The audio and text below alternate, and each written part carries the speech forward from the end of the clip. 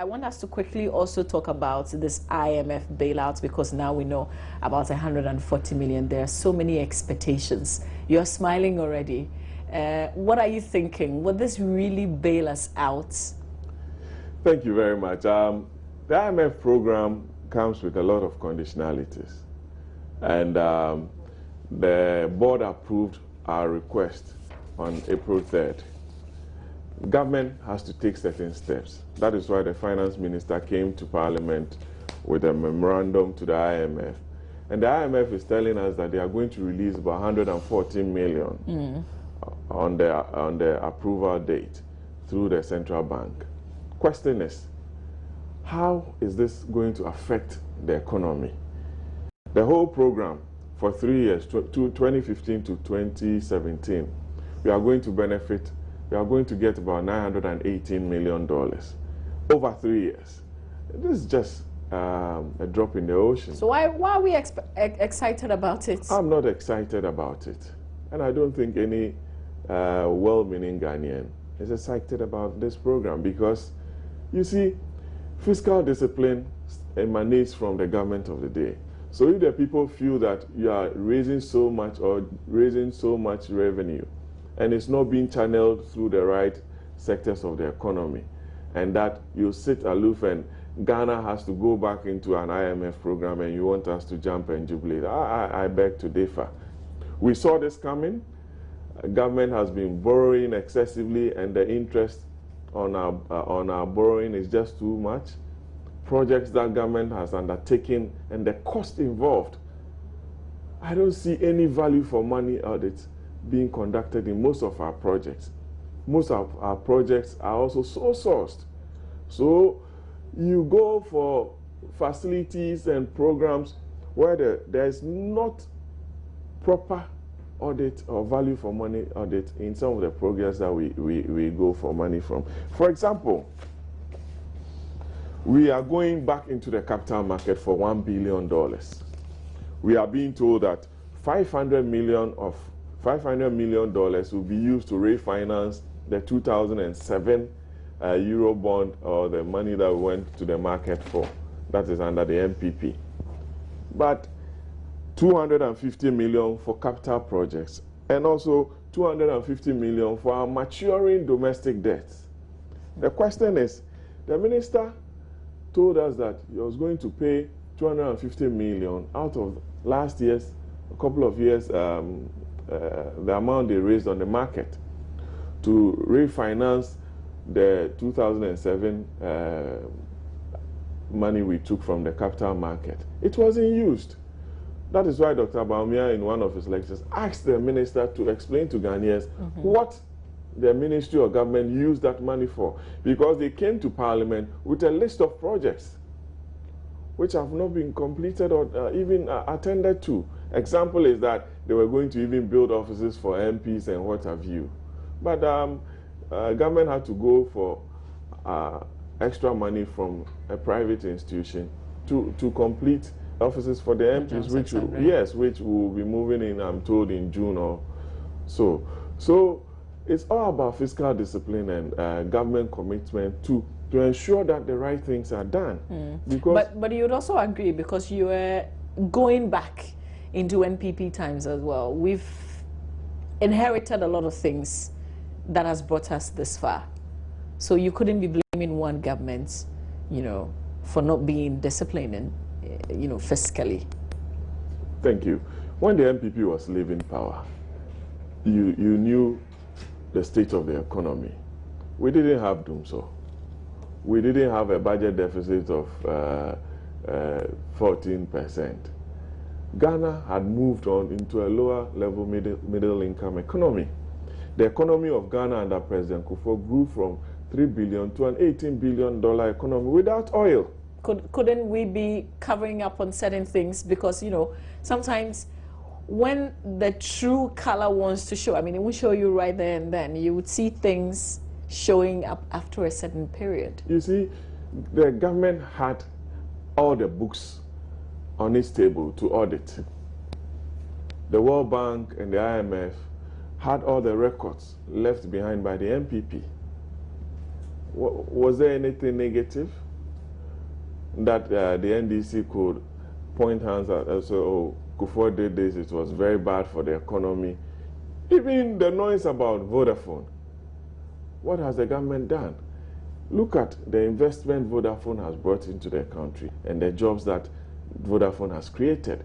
There were a lot of noise that people within the government made about the transaction. But it was President Mahama, who was at the time the vice president, who even met the management of Vodafone to the extent that government has even consolidated their working relationship with Vodafone. It's a big company. Look, if you read a newspaper today, you find out that a lot of companies are laying people off. ICU, Industrial and Commercial Workers Are you blaming the NDC for that? I mean, is it a party matter? I'm talking about government matter. And the government is headed by the ruling National Democratic Congress. And they must accept and take responsibility for all the happenings in the country. Because you can't sit down and say that, oh, Ghanaians have voted for you and they are talking and that they don't have the right to talk about the challenges and the problems they are going through. That would be the height of irresponsibility, excuse my language. You were voted for to fix the problems of this country. And you don't have any excuse.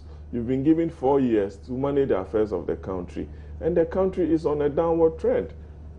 Don't Ghanaians have the right to talk about it? That Talu is going to lay off about 100 people. It's in the newspaper.